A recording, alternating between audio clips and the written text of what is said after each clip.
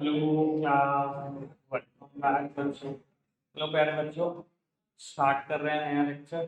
बेटा कल soul of राइटरशिप खत्म कर लिया topic, meaning, features, advantages, disadvantages सब डन है। पार्टनरशिप स्टार्ट कर रहे हैं। टारगेट मेरे पास पार्टनरशिप को पूरा करने का 3 लेक्चर का। एक बात तो ये बेटा कि आज का लेक्चर और मंडे ट्यूसडे का लेक्चर पार्टनरशिप खत्म होगा। कल संडे को आपका एक स्पेशल लेक्चर है, सारे का सारा बिजनेस स्टडीज का बैच आएगा। सिर्फ बिजनेस स्टडीज का ही लेक्चर है, 1 से 1.25 घंटे का। 10 बजे सुबह शुरू होगा, देखो 11 सवा 11 तक बाइंड अप कर देंगे। अब वो सोशल रिस्पॉन्सिबिलिटी चैप्टर नंबर 6 कराऊंगा, जो ऑलमोस्ट हर स्कूल में आ रहा है। कल ही शुरू होगा, कल ही चैप्टर खत्म हो जाएगा। सोच समझ के ऑफ लेना। दूसरी बात, रिकॉर्ड नहीं होगा, आकाश भाई की छुट्टी रही। ठीक है जी, चॉइसेस योर्स, आप देख लो कैसे करना है। ठीक है जी, चलो जी। आकाश भाई एक सेकंड पूछ सकता हूँ। बाबू चर्चा शुरू कर रहे हैं पार्टनरशिप की। ये चर्चा सीक्वेंस से शुरू नहीं हो रही, ये चर्चा आपको बाद में पता लगेगा तीसरे लेक्चर में कि कहाँ से शुरू हुई थी। आप फिलहाल सब सामने देख रहे हैं बेटा। तो पार्टनरशिप स्टार्ट करते टाइम 2 डॉक्यूमेंट बनते हैं, प्लीज सब सामने लिखेंगे ताकि मैं स्पीड से चल सकूं। भाई मैं को अब रोकना नहीं चाहता, मैं 7:10 तक कोई मेरे को इंटरप्ट मत करो बेटा। पार्टनरशिप जब स्टार्ट होती है ना तो 2 डॉक्यूमेंट बनते हैं, बड़े ही इंपॉर्टेंट डॉक्यूमेंट बेटा। इसमें से एक डॉक्यूमेंट कंपलसरी है और बेटा एक डॉक्यूमेंट ऑप्शनल है। बेटा डॉक्यूमेंट का नाम है, एक डॉक्यूमेंट का नाम है पार्टनरशिप डीड और दूसरे का नाम है रजिस्ट्रेशन। बेटा partnership deed is a compulsory document for any kind of partnership. तो दुनिया में कोई भी पार्टनरशिप करनी है आपको, partnership deed is compulsory document. इसके बिना बेटा पार्टनरशिप शुरू ही नहीं हो सकती। क्या है पार्टनरशिप डीड बेटा? Written agreement between partners which specify the terms and condition of partnership. Partners के बीच किया गया रिटर्न एग्रीमेंट जिसमें पार्टनरशिप से रिलेटेड सारी टर्म्स एंड कंडीशन लिखी है। और इंडिया में बेटा रिटर्न एग्रीमेंट करने का एक ही डॉक्यूमेंट है, वो है स्टैम्प पेपर। अब उस स्टैम्प पेपर पे पार्टनरशिप डीड लिखी जाती है। पार्टनर्स के बीच जितनी टर्म्स एंड कंडीशन तुम्हारे बीच तय हुई है सब लिखवा लो, ये है पार्टनरशिप डीड। बेटा ये क्या क्या हो सकती है रिटर्न टर्म्स एंड कंडीशन? बेटा हो तो 15-20 सकती हैं, पर मैं आपको फिर भी कहूंगा कि 6 से 7 मैटर याद रखना। पेपर में क्वेश्चन आता है 6-7 मैटर लिखवाने के लिए। बेटा सबसे पहली चीज जो पार्टनरशिप डीड में लिखी होती है वो होता है पार्टनरशिप फर्म का नाम और एड्रेस। पार्टनरशिप फर्म किस नाम से जानी जाएगी, कहां पर धंधा करेगी, सबसे पहली बात ये लिखी होती है। बेटा दूसरी बात, name of partner and addresses of partner.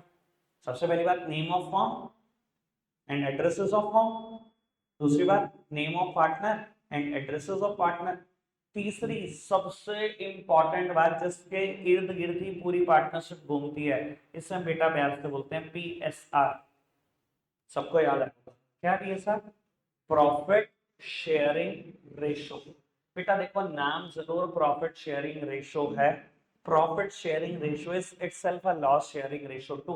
Profit itself include the losses. Confuse मत हो जाना कि प्रॉफिट इस रेशो में बटेगा, लॉसेस भी बढ़ सकते हैं। मान लो पार्टनरशिप फर्म में बेटा 3 पार्टनर थे ABC, तो बेटा आप इसमें पक्का लिख पाओगे कि आपके बीच प्रॉफिट शेयरिंग रेशो क्या तय हुई है। अगर बेटा इक्वल पार्टनर हो तो 1:1:1। अगर एक का हिस्सा ज्यादा है डिसाइड हुआ 2:1:1। अगर बेटा डिसाइड हुआ 2:2:1। अगर डिसाइड हुआ 3:1, जो भी डिसाइड हुआ बेटा वो भी एक साथ लिखवा दो। जिस भी रेशो में प्रॉफिट को बांटना चाहते हो वो लिखवा दो। ठीक है, क्या क्या लिखा होता है पार्टनरशिप डीड में? Name of firm and address of firm, name and addresses of partner, profit sharing ratio, capital contributed by each partner, drawings made by each partner. Her partner कितनी कैपिटल लाएगा, हर पार्टनर कितनी drawings करेगा, ये भी लिखा होता है।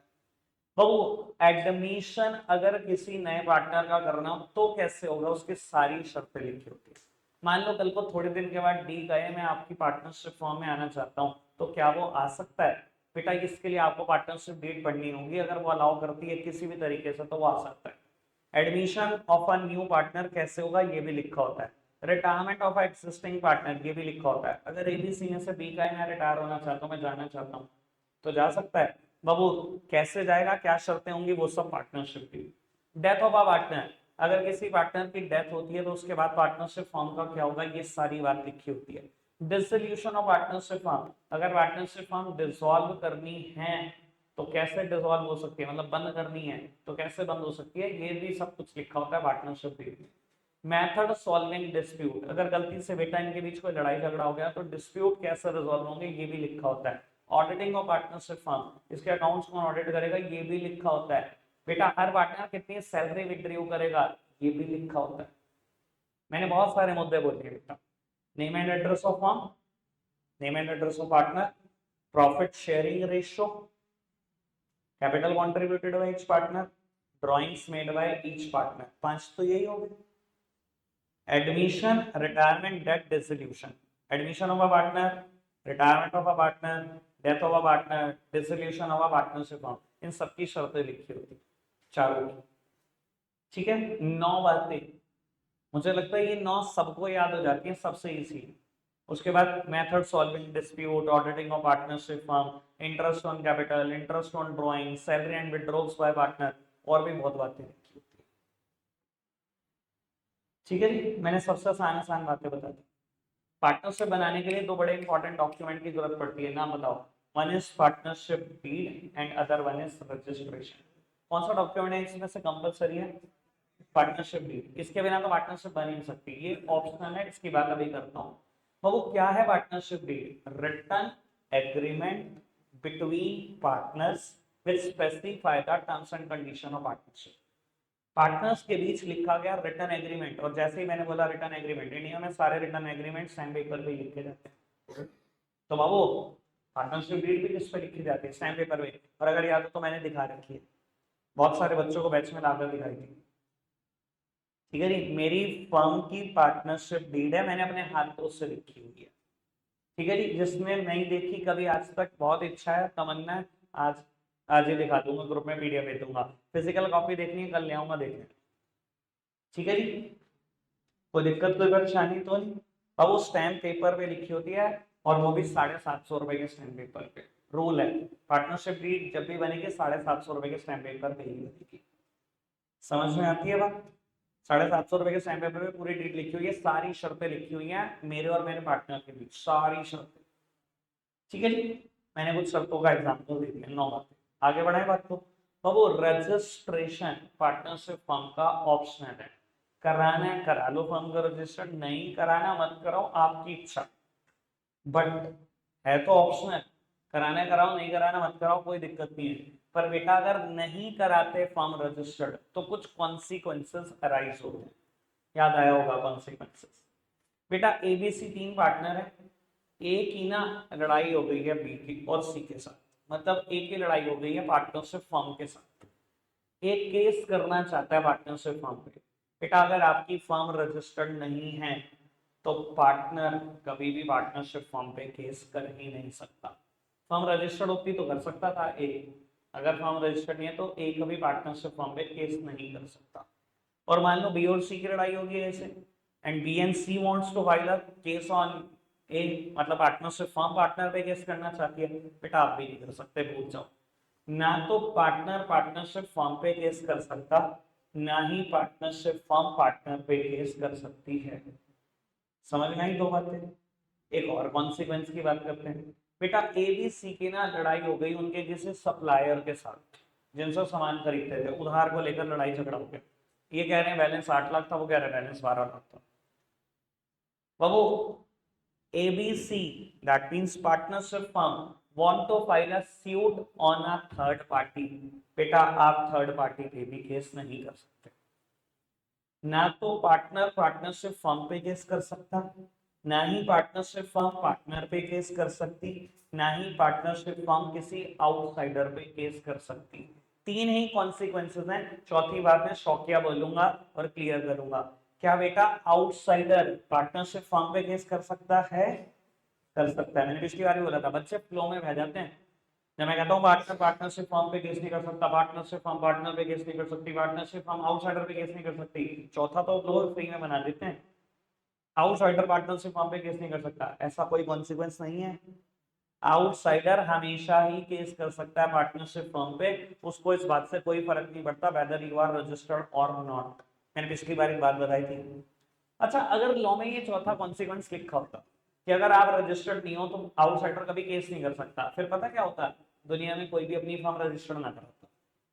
नहीं कराने से क्या होता, वो अपने सप्लायर को धोखा देते, उधार पर माल मंगाते, बाद में पैसे ना देते तो कहते केस करके दिखा, हमारे ऊपर तो केस ही नहीं हो सकता। तो बेटा आप रजिस्टर्ड हो या नहीं, इससे किसी आउटसाइडर को फर्क नहीं पड़ता, वो हमेशा आपके ऊपर केस कर सकता है, वेदर यू आर रजिस्टर्ड और नॉट। कॉन्सिक्वेंसेस सिर्फ तीन ही है। समझ में आई बात? कोई दिक्कत कोई परेशानी तो नहीं? पक्का से दोनों बातें बिल्कुल अच्छे से क्लियर हो गई है? आगे बढ़ जाए, चलो चलो बाबू। उसके बाद पार्टनरशिप की ना डेफिनेशन, मैं लिख देता हूँ डेफिनेशन फटाफट से।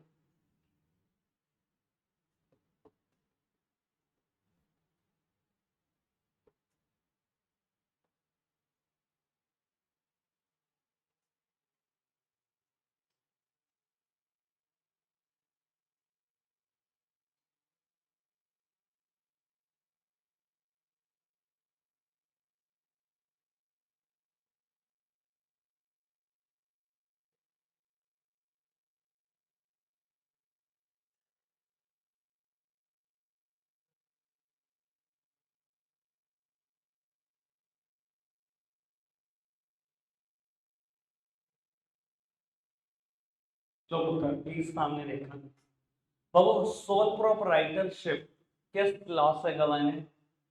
Sole proprietorship act 2024। हाँ जी, सोल प्रोपराइटरशिप किस लॉ से गवर्न है? किसी भी लॉ से गवर्न है। सोल प्रोपराइटरशिप के ऊपर तो कोई कानून नहीं लगता बेटा, पार्टनरशिप के ऊपर एक कानून लगता है, उसका नाम है इंडियन पार्टनरशिप एक्ट 1932। अब वो देखो, सिर्फ एक ही एंटिटी सोल प्रोप्राइटरशिप ऐसी थी जिसके ऊपर कोई कानून नहीं लगता, बाकी चारों फॉर्म के ऊपर कोई ना कोई कानून लगता है, वेरी फर्स्ट डे बता दिया था। अब धीरे धीरे करके नाम आने शुरू होंगे बेटा। पार्टनरशिप क्या है ये और किसी ने नहीं, इंडियन पार्टनरशिप एक्ट 1932 ने खुद बताया कि उनके हिसाब से पार्टनरशिप क्या है, और ये मैंने उसी की डेफिनेशन लिखी है।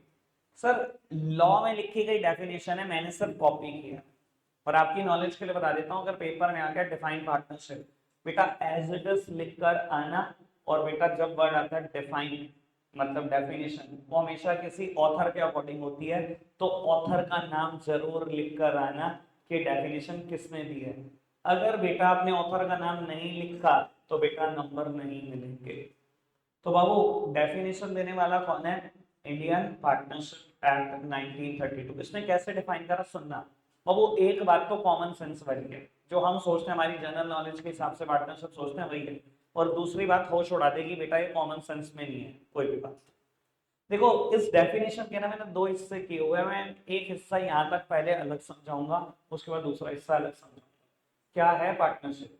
कहता है it is the relation between person who have agreed to share the profit of the business। सुनना बस पहले इतनी बात। कहता है it is the relation between person who have agreed to share the profit of the business. Partnership क्या है? कहता है लोगों के बीच की ऐसी रिलेशन जहां लोग अपना प्रॉफिट बांटने को तैयार हो जाएं, वही पार्टनरशिप है। अच्छा एक बात बताओ, मैं अगर आज आपको कहूं आपकी जनरल सेंस क्या कहती है, क्या है पार्टनरशिप, आप तब भी यही आंसर करोगे। लोगों के बीच के ऐसे रिलेशन में लोग अपना प्रॉफिट बांटने को तैयार हो जाते हैं, वही पार्टनरशिप होती है। हमारी जनरल सेंस भी यही बोलती है। And profit itself include the losses too. खाली प्रॉफिट बांटने को ना तैयार हो जाओ, लॉसेस भी बांटने को तैयार हो जाओ, वही पार्टनरशिप है। जनरल सेंस भी इतना बोलती, पर ये बेटा अगली बात में होश उड़ा देती है, ये जनरल सेंस नहीं बोलती हमारा। अब सुनना काम की बात। तो वो आगे लिखा है carried on by all or any one of them acting for all. और इतना बड़ा अगर कभी बोलने की इच्छा ना हो तो बेटा इसको हम प्यार से बोलते हैं म्यूचुअल एजेंसी। इसको हम बेटा प्यार से बोलते हैं म्यूचुअल एजेंसी। सुनना पाल भाई यार, मजा नहीं आ रहा फिर इस बात में। मेरा तुम मानते नहीं, आप पीछे बैठ तो जाते हो, कुछ नहीं कर रहे, देख ले फिर।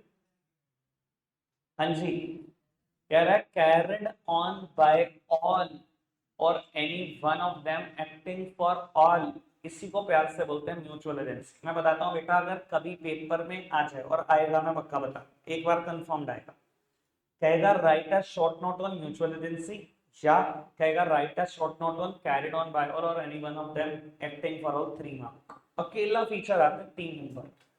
क्या मतलब है बेटा, सारे के सारे पार्टनर, पहली लाइन ये लिखोगे, सारे के सारे पार्टनर पार्टनरशिप फर्म के प्रिंसिपल भी होते हैं और एजेंट भी होते हैं। मतलब वो जितने भी पार्टनर होते हैं ना पार्टनरशिप फर्म में, सारे मालिक भी होते हैं और सारे नौकर भी होते हैं, सारे प्रिंसिपल भी होते हैं और सारे एजेंट भी होते हैं, सब मालिक हैं, सब नौकर। बेटा कहता है कैरिड ऑन बाय ऑल, मतलब सब मिलकर फॉर्म चला लो। मतलब बेटा एक ना इन्वेस्टमेंट अपॉर्चुनिटी आई, एबीसी एक पार्टनरशिप फर्म है, उसमें 3 पार्टनर है, mister A, mister B, mister C. इनके पास एक अपॉर्चुनिटी आई कि अगर आपने इन्वेस्ट करना है, ये पर्टिकुलर लैंड मिल रही है गुड़गांव में, बहुत सस्ते रेट पे मिल रहा है, आपने इन्वेस्ट करना है तो आप बता दो। एबीसी तीनों गए, कार में बैठ के जगह देखने गए और उन्होंने मिलकर डिसीजन लिया कि इन्वेस्ट करना है या नहीं करना। उन्होंने डिसाइड करा इन्वेस्ट करते हैं, तीनों साइन कर रहे। क्या हुआ यहाँ पर बेटा, सबने मिलकर फॉर्म चलाई, कैरिड ऑन बाय ऑल, सबने मिलकर फॉर्म चला ली, बहुत बड़ी। आगे बढ़ो, ये सुन के ही होश उड़ जाते हैं, any one of them acting for all, मतलब any one of them acting for all, इनमें से एक अकेला इंसान भी फॉर्म चला सकता है। बेटा एबीसी को अपॉर्चुनिटी तो मिली गुड़गांव की वो जगह खरीदने की, तीनों ने अगले दिन सुबह का प्लान भी बना दिया जाना है, और बेटा आखिरी मोमेंट पे ए और सी ने मना कर दिया कि हम नहीं जा पाएंगे, कोई और जरूरी काम पड़ गया इससे जरूरी। इन्होंने कहा बी तू जा, तुझे समझ में आए तो कोई दिक्कत नहीं, एग्रीमेंट पे साइन कर दिया। बी गया, उसे प्रॉपर्टी देखने में अच्छी लगी और बी ने बेटा एग्रीमेंट पे साइन कर दिया। बस मुझे एक बात बताओ, ये एग्रीमेंट सिर्फ बी पे लगता है? भाई मैं नहीं कह रहा हूं ऐसा, लॉ ने कहा any one of them for all, यानी कि बेटा एक पार्टनर अपने एक्ट से पूरी पार्टनरशिप फर्म को बाइंड कर देता है। एक पार्टनर का साइन हो जाए ना, अब ये एग्रीमेंट आपको क्या लगता है सिर्फ बी पे लगता है? नहीं, ए और सी पे भी बराबर लगता है। अगर कल को इस प्रोजेक्ट में लॉस हो जाए तो पूरी पार्टनरशिप फर्म देगी, खाली बी नहीं देगा पैसे। Any one of them acting for all, any one of them, एक आदमी सबके बिहाफ पर एक्ट कर देता है। बेटा एक सिंगल पार्टनर अपने एक्ट से पूरी पार्टनरशिप फर्म को बाइंड कर देता है। समझ में आ रही है बेटा बात? कोई दिक्कत कोई परेशानी तो नहीं? अच्छा, जब बी ने ये साइन करने गया, आपको पता है यहाँ पर बी कैसे काम कर रहा है? B is acting as a agent, नौकर की तरह ही तो गया है वो। And here A and C are the principals, घर बैठे हुए आराम से।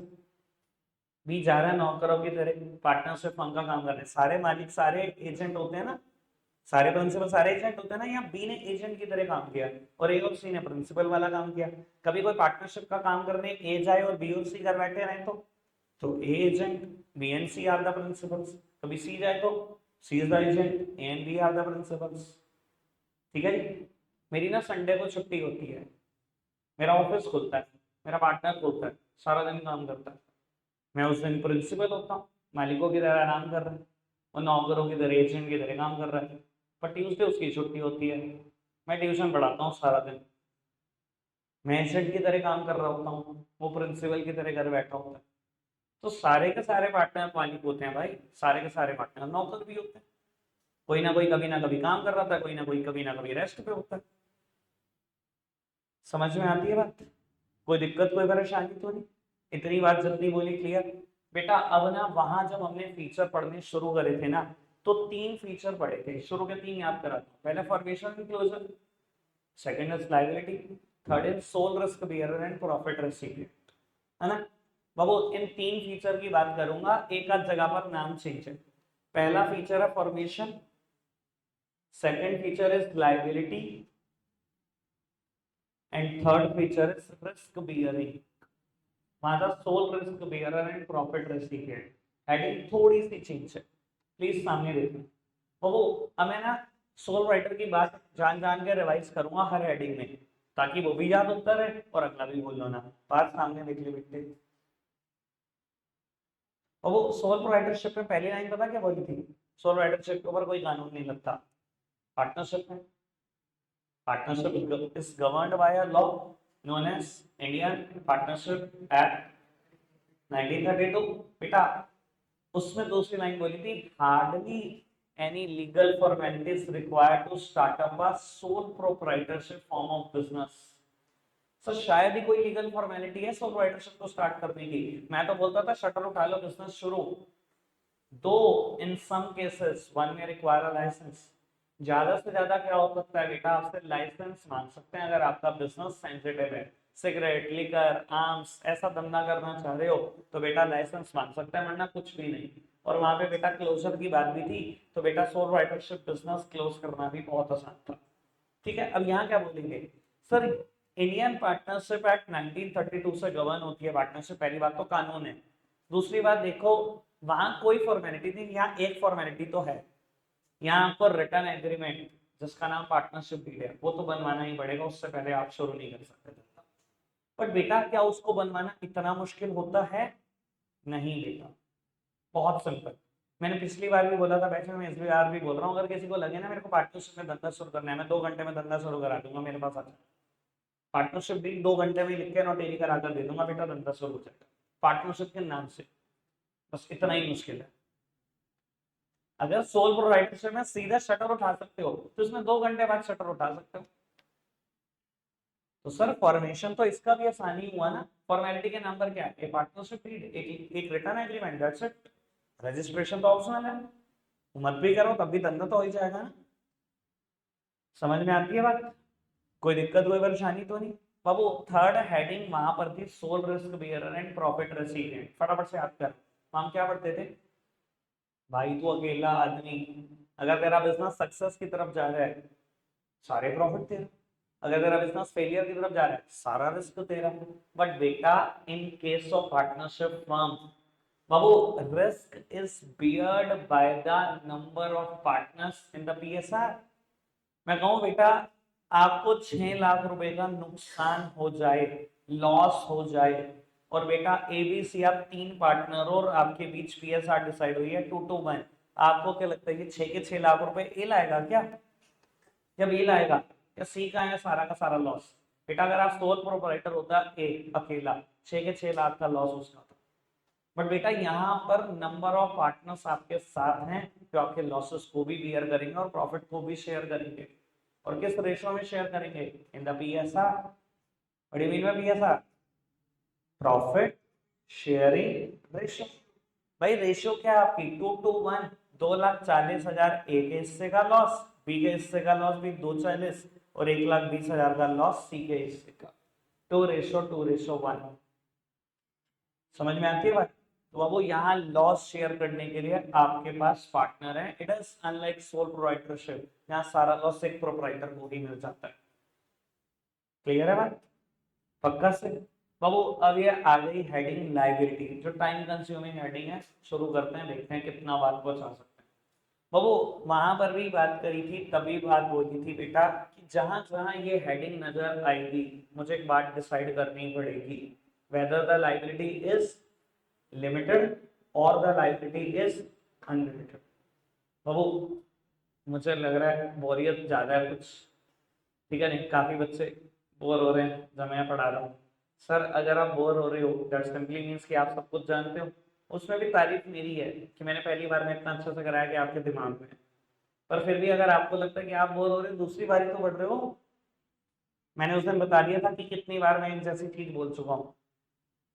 एक साल में 3 बार सिलेबस, अब ये दूसरी बार चल रहा है ना। फाइनल में आ जाओ कि कुछ बच्चे नए ऐड हो जाएंगे, वो कहेंगे भैया एक बार हम वीकली से पहले का रिवाइज करते, फिर शुरू हुआ है। एक साल में 3 बार, 11 साल हो गए पढ़ाते, 33 बार करा दिया एक जैसी चीज। सेम इंटरेस्ट के साथ बोलता हूँ, आपको लगता है बहुत आसान काम है, एक दिन सामने आ जाओ। तो सर देखो, आपकी एनर्जी ही मेरे अंदर रिफ्लेक्ट होती है, कंधे झुके हुए। सर सेम इंटरेस्ट मेरा हो जाएगा। थोड़ा तो यार एनर्जेटिक रहो, अभी तो क्या ही एज है, उसके ख्यालों से बाहर निकलो यार थोड़ा सा। ये मुद्दे की बात थी, खुश हो गए सर। बाबू शोभ, तू गंदे कामों में ना बढ़ियो। तेरा नाम भी ऐसा ही है। चलो, आजकल वैसे बच्चों के नाम ऐसे रखने नहीं चाहिए माँ बाप को, बच्चों का कोई भरोसा नहीं। नाम रख दे राम, हरकतें रावण वाली चल रही है नहीं। गर्व तो नाम रखना ही नहीं चाहिए आदमी को, गर्व होने का ही नहीं कभी। दो तो है मेरे पास। चलो आओ जी, बेटा सुनना। बाबू, लाइबिलिटी हेडिंग जब भी आएगी, मुझे दो बातों में से एक चीज डिसाइड करनी होगी, whether the liability is limited और द लाइबिलिटी इज अनलिमिटेड। बेटा सोल प्रोप्राइटरशिप में भी मैंने बात बोली थी, पार्टनरशिप फॉर्म में भी सेम बात है कि यहां पर भी लाइबिलिटी बेटा अनलिमिटेड ही है। अनलिमिटेड लाइबिलिटी का क्या मतलब होता है बेटा? कहो कि आपकी पर्सनल एसेट्स तक आंच आएगी, पर्सनल एसेट भी जा सकती हैं। बेटा 3 पार्टनर थे एबीसी, आपने ना मिल बांट के पैसा इकट्ठा करके बिजनेस में एसेट्स डाल दी बेटा 80 लाख रुपए।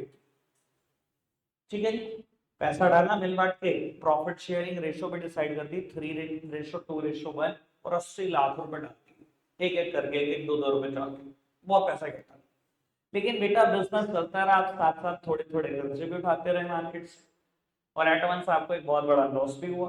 और बेटा आपके ऊपर कर्जा चढ़ गया 1,40,00,000 का, मैंने लिख दिया 140 लाख, मतलब वही है 1,40,00,000 का कर्जा चढ़ गया।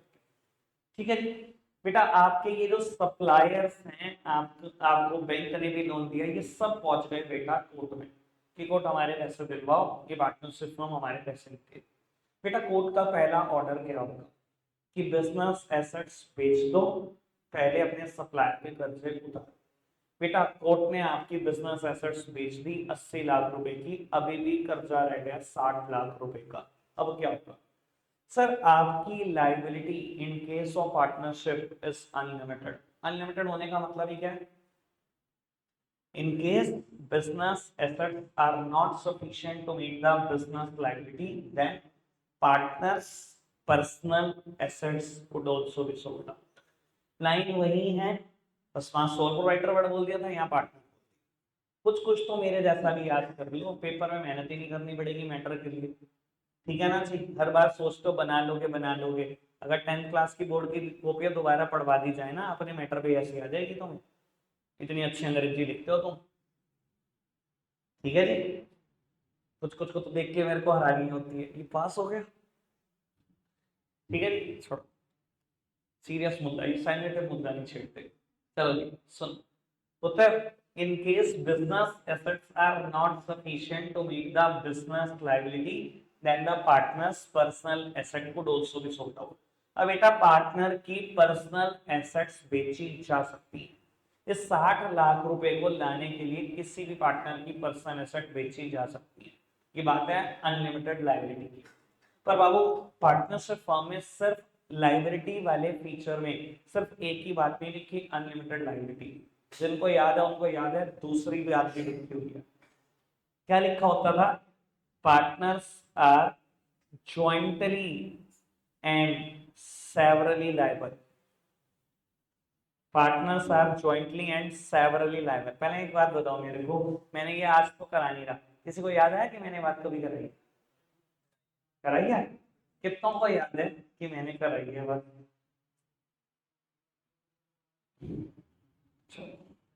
ठीक है, डिस्कशन करेंगे इसका नेक्स्ट लेक्चर में। रख आज के लिए इतना ही है प्यारे बच्चों, बाय बाय।